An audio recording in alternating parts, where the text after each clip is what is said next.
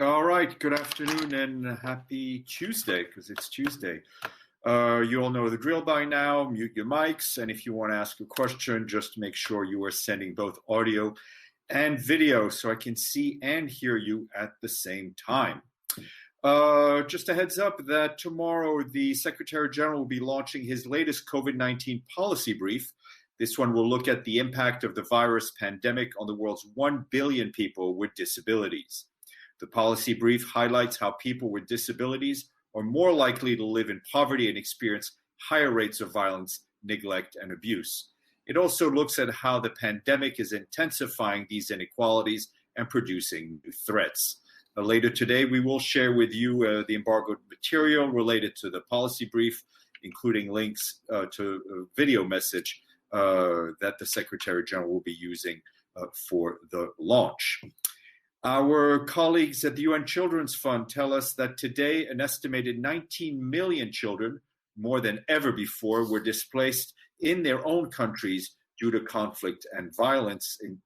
That's in 2019. The agency warned that as COVID-19 continues to spread around the world, these children are among the most vulnerable to its direct and indirect impacts. The UN Children's Fund noted that internally displaced children often cannot access basic services and are at risk of exposure to violence, exploitation, abuse, and trafficking, as well as child labor, child marriage, and family separation. And there's more information online. For its part, the UN Global Compact today warned that delays and disruptions in the supply of goods produced at and shipped by sea will cause significant shortages if governments don't work together to keep global supply chains moving during the pandemic. Almost 90% of the global trade of goods is carried by vessels. The Global Compact said that one of the most urgent concerns right now is the changeover of essential personnel needed for continuous operations. This includes 100,000 seafarers finishing their contracts every month. Travel restrictions and grounded airplanes have rendered routine crew changeovers virtually impossible. The Global Compact released a set of recommendations for policymakers to keep these supply chains moving. These include a recognition of key worker status system and establishing a uniform approach for granting exemption measures across maritime jurisdictions on vessels and personnel. You can find all of these recommendations online at the Global Compact website. And the UN political mission in Libya remains concerned at the continued fighting in the country and reiterates its call for a cessation of hostilities during the holy month of Ramadan. Acting Special Representative Stephane Williams continues her outreach to Libyan interlocutors as well as to international partners, especially the Berlin Conference participants, to garner support for an immediate resumption of the political process in Libya. Meanwhile, today, the Security Council received a briefing on Libya by the prosecutor for the International Criminal Court, Fatou Bensouda. Her remarks have been shared with you. Moving on to Syria, I can tell you that we remain deeply concerned over the safety and protection of over 4 million civilians in the northwest of the country. Over half of these are internally displaced following reports of shelling over the weekend. Despite the March 6 ceasefire agreement between the Russian Federation and Turkey, reports of intermittent shelling continue on a daily basis.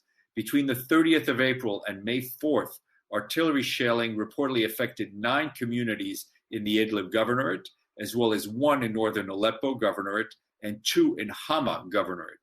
The massive cross-border response continues to provide life-saving assistance to people in need throughout the Northwest, including health items to prepare for COVID-19 outbreaks. In April alone, some 1,365 trucks crossed from Turkey, providing food, health items, and other critical humanitarian support. Another 130 have already crossed in May. We continue to call for an immediate cessation of hostilities and urge all parties and those with influence over them to ensure the protection of civilians as well as civilian infrastructure. And that is, of course, in line with their obligations under international humanitarian law. And in Yemen, as of this morning, 22 cases of COVID-19 have been confirmed. That's doubling the official count from just 24 hours ago. there is a very real probability that the virus has been circulating undetected, which could lead to a later surge that may overwhelm health facilities. We and our humanitarian partners in Yemen are responding to the virus with focus on case management, risk communications, community engagement, and protecting the wider public health system. Over 20 million people have now been reached with COVID-related awareness materials through television channels and radio stations, and over 7.5 million people have been reached via social media platforms, as well as over 500,000 people through house-to-house visits. We are also supporting direct case management. Some 333 rapid response teams have been deployed across the country to follow up on reports and refer people for testing and treatment as needed. Treatment facilities, including 37 isolation units, are being supported by us and our partners, and we're also providing critical supplies such as ventilators and protective equipment. And turning to Afghanistan, the International Organization for Migration today warned that amidst the fight against the virus, Afghanistan is struggling to safely absorb the more than 271,000 people who have returned from Iran and Pakistan since January. IOM has deployed more than 100 health workers and is also providing training, personal protection equipment, and other critical supplies. Also today, our colleagues at the UN Refugee Agency said that Afghan refugee returns from Iran and Pakistan are suspended due to the COVID-19 precautionary measures. As of May 5th, Afghanistan had almost 2,900 confirmed cases of the virus and 90 deaths. And our colleagues at the UN Human Rights Office today expressed their concern over the conditions in many prisons in the Americas region, which are enabling rapid spread of the virus. Pre-existing structural problems such as chronic overcrowding, unhygienic conditions, coupled with the lack of proper access to health care, have led to infection of thousands of inmates as well as prison officials in the Americas. In many countries, the increasing fear of contagion has triggered protests and riots. The UN Human Rights Office reminds authorities that the use of force must strictly comply with the principles of legality, necessity, proportionality, and non-discrimination, and that states have the duty to protect inmates' physical and mental health as well as well-being.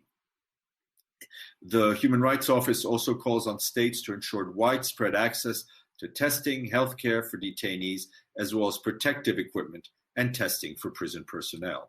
Staying in the region, in Honduras, the UN Migration Agency, IOM, and its partners are working to provide 15,000 tests for COVID-19 for citizens of Honduras, as well as migrants who are returning to the country. Since March, the country has been receiving returning migrants from the United States at a rate of 100 people per day. Since the start of the pandemic, IOM has donated to Honduras more than 1,550 hygiene kits. That includes, and also as well as 800 bedding sets, 450 towels and equipment for 777 shelters in the country.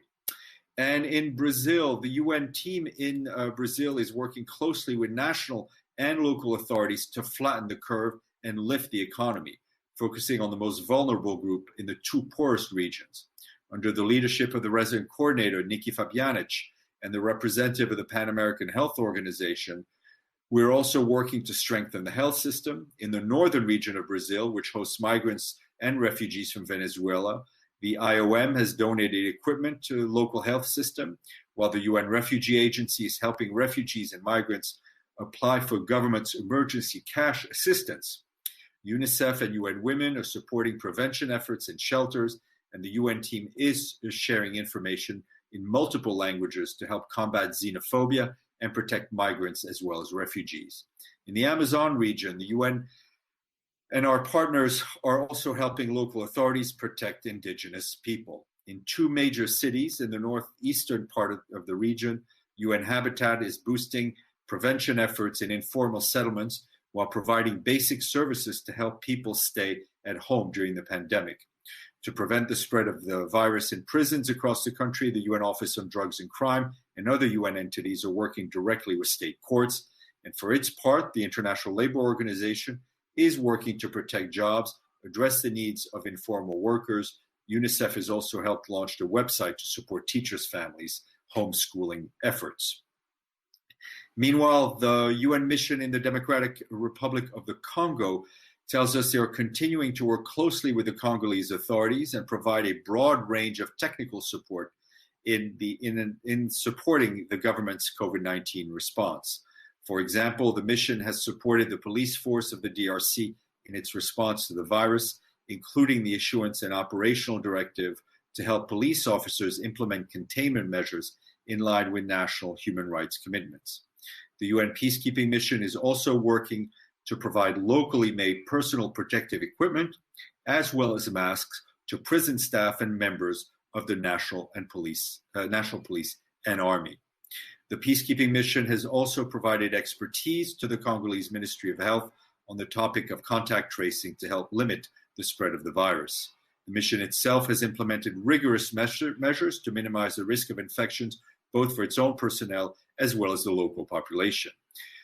As they have not, and no cases have no positive cases have been reported to date there in the mission. In Malawi, our colleagues in the UN country team launched a nearly $140 million appeal to support the immediate health, humanitarian, and socioeconomic response to COVID-19 in support of the country's government. The resident coordinator, Maria Jose Torres, said the new appeal will focus on local level action to protect those most in need, while also boosting urgent health measures to curb the spread of the pandemic. Malawi has 41 confirmed cases of COVID-19. The pandemic has deeply impacted the country's fragile economy. We seek to help more than 7 million people, including 2.5 million children who are out of school. Half of them are girls. The UN is also helping the government with its distance learning options by providing food, water, sanitation, as well as planning for the safe reopening of schools. We're also targeting 4.8 million people with food and livelihood assistance, which includes supporting the government's universal registration system to distribute cash transfers. 4 million will receive health assistance, with the UN training health workers, providing personal protection equipment, and strengthening the surveillance capacity. And lastly, in Asia, the UN Economic and Social Commission for Asia and the Pacific, partnering with the government of Japan, today launched a new project to reduce the environmental impact of cities in Southeast Asia by tackling plastic waste in rivers and oceans. The new project will use innovative technologies such as remote sensing, satellite, crowdsourced data applications to detect and monitor the source and pathways of plastic waste entering rivers and urban areas. The 4 pilot cities will be Kuala Lumpur, Surabaya in Indonesia, Nakhon in Thailand, and Da Nang in Vietnam. All right, enough talking for me. It's now up to you to perform. Let me see what questions we have, for which I need my glasses. Okay. Edie, please. Thank you very much, Steph. I, of course, listened to what you said about Libya, but I wondered if the Secretary General has any comment on Libyan Prime Minister Sarraj's statement today calling for a renewal of UN-brokered talks. Well, I mean, we are, that's the message that we have been pushing as well, is a return to the UN supported political discussions. It's important that all the parties involved, whether Libyan or those who have influence over those parties, move in the same direction, and that is towards political talks. All right, let's see who else. Mr. Avni. Benny. Yes, sir. Nice to see you. Does the Secretary General have any view in regards to participation of Taiwan in the WHO? Look, issues relating to WHO are to be handled by the World Health Assembly, its governing body. We, as far as the Secretary General, are governed by the relevant General Assembly resolutions on on the One China policy, but that's an issue for the WHO. Richard Roth, did you have a question?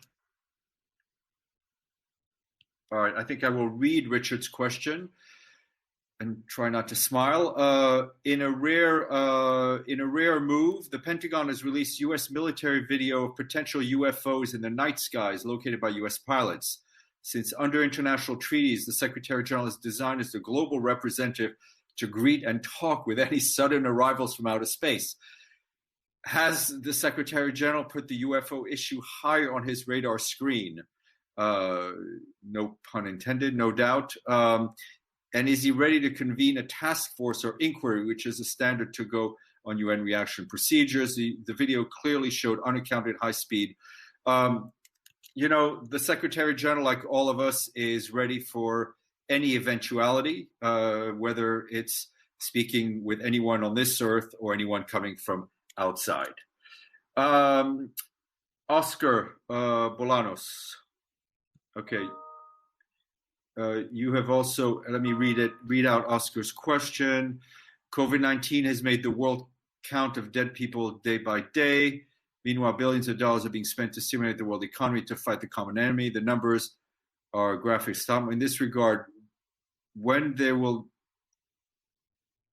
still not be a vaccine, the information could be shared what the UN G20 are doing, create a mechanism to prevent major humanitarian crisis. Well, I mean, I think, Oscar, with all due respect, and I'm sure you have been paying attention, we have put out global humanitarian appeal. Our colleagues at OCHA, Mr. Lowcock, will be updating that appeal very soon. We are fully mobilized to do what we can to prevent a major humanitarian catastrophe. The Secretary General has been very clear in calling on the G20 and calling on world leaders to work in a coordinated fashion in order to tackle the virus. And in terms of the virus, of therapeutics, or any other treatment, it is very important that they be available globally, affordably, and be considered a global public good. Toby, NHK. Hey, Steph, thank you very much. Can you hear me? Yep. Yeah, just want to make sure 19 million internally displaced children. Did you say that was a record? And if so, for how many years? That was the record. It was the number in 2019. So it is a record. And I would encourage you to, UNICEF has more details, but that was the number for 2019. And the way I read it, it was the highest number on record.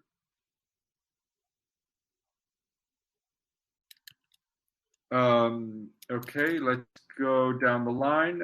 Abdelhamid. Thank you, Stephane. The Libyan ambassador, in his speech, he called on the members of the Security Council and the UN to stop talking about the crime, rather speaking about the criminal. So he said it's enough to be vague and talk about these crimes as if committed by a ghost. The criminal is Khalifa Haftar. Would the UN abide by that? Would the UN in its future statements and comments on the crimes committed in civilian areas would name the criminal? I think the Secretary General has been very clear in his statements and in his reports on that matter. Gloria. Can I have a second question? Oh, please. It's the price is the same. Yeah, okay. Okay. Has World Health issued a pattern for people who can make the face masks in their own homes and even overseas, and some of them that can be washable to be reused a second time? A definite pattern for face cloths. Gloria, I do not know. I think countries have been producing their face masks individually. They're pretty, from what I gather, pretty simple to make, though I have not tried to make one myself. That's a question for the WHO. Abdelhamid. Yes, my question about East Jerusalem, Stephane. The people in East Jerusalem, they are losing on both sides. The Israelis are not extending their services to combat COVID-19, and they're not allowing PA to be active in East Jerusalem. In fact, as we mentioned before, they arrested the minister for a couple of hours and the governor, and they broke down a clinic in East Jerusalem. They arrested voluntary committees, and they are suffering. And it's the disease or the pandemic is spreading fast in East Jerusalem, more than the rest of the West Bank or even Gaza. Something to be done about that? Let me get an update from our colleagues at OCHA in Jerusalem, and I will come back. To you.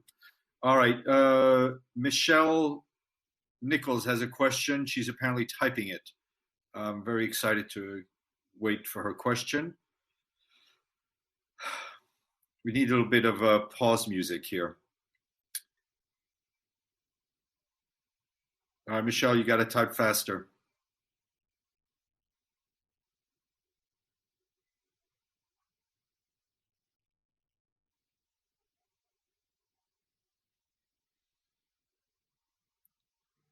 All right. What is the Secretary General doing to convince the U.S. to take part in global efforts?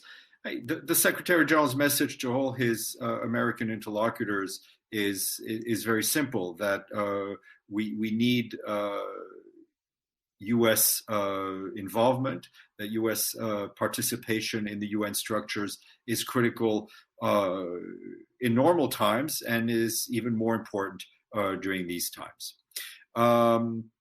That is it, and I will see you tomorrow, which is Wednesday. Take care. Bye.